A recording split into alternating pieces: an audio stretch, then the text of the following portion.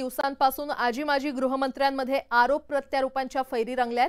ठाकरे पिता पुत्रावर खोट्या आरोपात जेलमध्ये टाकण्यासाठी फडणवीस यांनी आपल्यावर दबाव आणला होता असा आरोप अनिल देशमुख यांनी केला।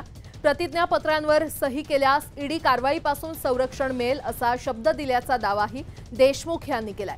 यानंतर एका इंग्रजी दैनिकाला दिलेल्या मुलाखतीत प्रतिज्ञापत्र पाठवणाऱ्या व्यक्तीचं नाव समित कदम असल्याचा खुलासा अनिल देशमुखांनी केला आणि या संदर्भात सोमवारी पत्रकार परिषद घेऊन देशमुख यांनी समित कदम आणि फडणवीस यांचे फोटो माध्यमांना दाखवले। राजकीय नेत्यांच्या मुलांना अडकवण्याचा फडणवीस यांचा प्रयत्न होता असा आरोप देशमुख यांनी केला। समित कदमला वाय दर्जाची सुरक्षा का दिली असा सवालही देशमुख यांनी केलेला आहे। दरम्यान प्रतिज्ञापत्रावर त्यावेळी सही केली असती तर ठाकरे अटकेत असते असा दावाही देशमुखांनी केला।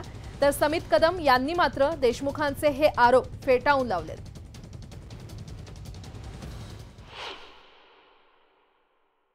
देवेंद्र फडणवीसनी माझ्याकडे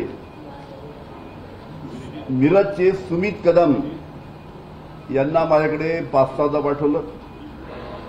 एकदा तो माझ्याकडे सील एन्व्हलप घेऊन आला आणि मला सांगितलं की याचं तुम्ही ॲफिडेव्हिट करून द्या आणि त्या ॲफिडेव्हिटमध्ये लिहिलं होतं की उद्धव ठाकरे, आदित्य ठाकरे, अजित पवार आणि अनेक नेत्यांवर मी खोटे आरोप करायचे आणि त्या खोट्या आरोपाचं मी प्रतिज्ञापत्र करून द्यायचं, ॲफिडेव्हिट करून द्यायचं। तो आणणारा माणूस जो होता माझ्याकडे एन्व्हलप घेऊन येणारा देवेंद्र फडणवीसकडून तो माणूस होता, तो होता सुमित कदम मिरजचे। त्याचे आणि देवेंद्र फडणवीस यांचे अतिशय जवळचे संबंध। देशमुख साहेबांनी टीव्हीवरती माझे देवेंद्र फडणवीस साहेबांचे असलेले फोटो त्या ठिकाणी दाखवले। तर ह्यामध्ये नवीन काय नाही आहे। फेसबुकवरती, इंस्टाग्रामवरती जे सोशल मीडियावरती माझे फोटो आहेत तेच त्यांनी दाखवले। काय तर फार मोठं डिटेक्टिव्हगिरी गेल्यासारखा काय तो प्रश्न नाही आहे। हे सगळ्या जग जाहीर आहेत, वर्तमानपत्रात आलेले आहेत। त्यांचा उद्देश त्यांच्या बाबतीत काय झालं यापेक्षा 3 वर्षांना हा विषय मांडून की कशा पद्धतीनं त्यांच्या बाबतीत हे चुकीचं झालं हे सांगायच्या दृष्टिकोनातून त्यांनी हे 3 वर्षांना मांडलेला जो विषय आहे ह्यामध्ये आम्हाला हे उद्देश दिसतोय की ह्यामध्ये फक्त आणि फक्त देवेंद्रजी फडणवीस यांना कसं इलेक्शनच्या आधी डॅमेज करता येईल याचा प्रयत्न मला निश्चितरित्या यातनं दिसतोय। दुसरा मला काय आता त्यातनं अर्थ वाटत नाही आहे आणि आता हा विषय रटाळा झाला। सारखं तीच चर्चा। आता अनिल देशमुखांचं डोकं फिरलं ह्याच्या पलीकडे मला बोलायला काही शब्द नाही आहेत।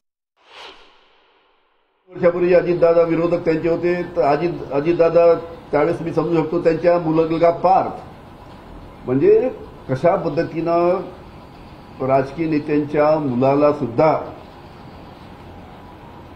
आपल्याला खोट्या आरोपामध्ये अटकवता येईल या पद्धतीचा प्रयत्न 3 वर्षापूर्वी देवेंद्र फडणवीसनी केला।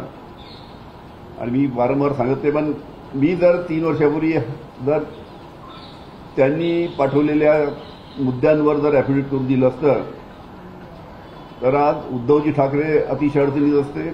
माझ्यावर पहिला प्रयोग झाल्यानंतर तो यशस्वी झाला नाही म्हणून दुसरा प्रयोग एकनाथ शिंदेंवर केला, तो यशस्वी झाला। तिसरा प्रयोग अजितदादांवर केला, तो यशस्वी झाला। आणि माझ्यावर प्रयोग जर केला असता, माझ्यावर जो प्रयोग केला तो 3 वर्षापूर्वी यशस्वी झाला असता तर तेव्हाच उद्धवजी ठाकरे यांचं सरकार पडलं असतं। मला असं वाटतं की अशा पैकी आरोप प्रत्यारोप करण्यापेक्षा त्यातली नेमकी वस्तुस्थिती काय ती नजरेसमोर जनतेचे येणं हे अत्यंत महत्त्वाचं त्या ठिकाणी ठरू शकतं आहे। निवडणुकीच्या तोंडावरती अशा पैकी चिखलफेक करणं महाराष्ट्राच्या संस्कृतीला योग्य असं काय मला वाटत नाही। मला वाटतं त्यांच्याकडे पुरावे असतील तर त्यांनी द्यावेत ना।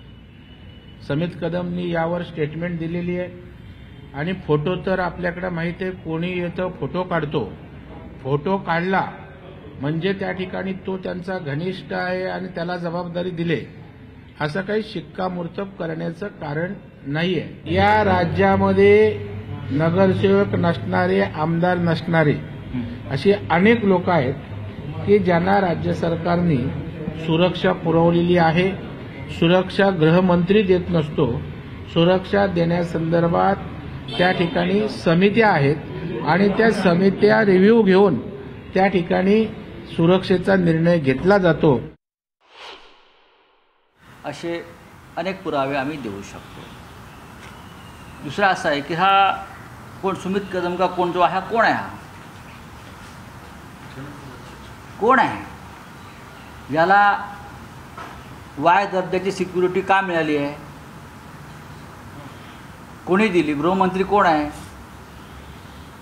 या सद्गृहस्थाला वाय दर्जाची सिक्युरिटी असं याने काय महान काम बजावलेलं आहे, कर्तव्य केलं आहे की ज्याला महाराष्ट्र सरकारनं वाय दर्जाची सिक्युरिटी दिली. जे अनिल देशमुखांच्या बाबतीत झालं आहे ते आपल्याला माहीत असेल.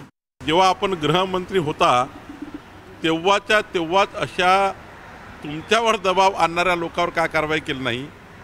तुम्ही त्या ठिकाणी तुमच्यावर गृहमंत्री पदाच्या काळात दबाव निर्माण केला असे म्हणता, तुमच्या घरी येऊन तुम्हाला काही बाबी झाल्या असं सांगता. शेवटी 2.5 वर्षानंतर या प्रकारचं राजकारण करून शेवटी यांनी कन्फ्युजन तयार करणं आणि त्या ठिकाणी जनतेला कन्फ्यूज करून दिवसभर राजकारण करण्यापेक्षा महाराष्ट्राचा विकासाचा विचार केला पाहिजे. आणि देवेंद्रजीबद्दल काल समित कदमनी सांगितलं आहे आणि पूर्ण खुलासा केला आहे.